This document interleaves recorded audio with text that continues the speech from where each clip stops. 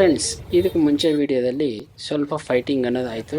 ಅದೇನು ನಾನು ಮನಸ್ಸಲ್ಲಿ ಇಟ್ಕೊಂಡಿಲ್ಲ ಅಂತ ಈಗ ನಾನು ಮತ್ತೆ ಯಾರಿಗಾದ್ರೂ ಒಬ್ಬರಿಗೆ ಒಂದೊತ್ತು ಊಟಕ್ಕೂ ನಾವು ಸಹಾಯ ಮಾಡೋಣ ಅಂತ ನಾನು ತೀರ್ಮಾನ ತಗೊಂಡು ಈಗ ಹೋಟ್ಲಿಗೆ ಅನ್ನೋದು ಹೋಗ್ಬಿಟ್ಟು ಒಂದು ಊಟ ಅನ್ನೋದು ಪಾರ್ಸೆಲ್ ಅನ್ನೋದು ಕಟ್ಟಿಸ್ಕೊಂಡು ನಾನು ನಮ್ಮ ಫ್ರೆಂಡ್ಸ್ಗೆಲ್ಲ ಎಲ್ಲರೂ ಹಾಗೆ ನಾವು ನಿಯರ್ ಬೈ ಇರೋ ಅಂಥ ಚಂದಾಪುರ ಸರ್ಕಲಲ್ಲಿ ಹೋಗಿದ್ವಿ. ಯಾರಿಗಾದ್ರೂ ಒಂದು ಊಟ ಕೊಡೋಣ ಅಂತ.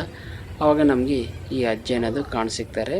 ಅವ್ರ ಜೊತೆ ನಾವು ಸ್ವಲ್ಪ ಹೊತ್ತು ಮಾತಾಡಿಬಿಟ್ಟು ಊಟ ಮಾಡಿದ್ರೆ ಅಂತ ಎಲ್ಲ ಕೇಳಿ ತಿಳ್ಕೊಂಡು ನಾನು ಈ ಅಜ್ಜಿಗೆ ಊಟ ಅನ್ನೋದು ಕೊಡ್ತೀನಿ.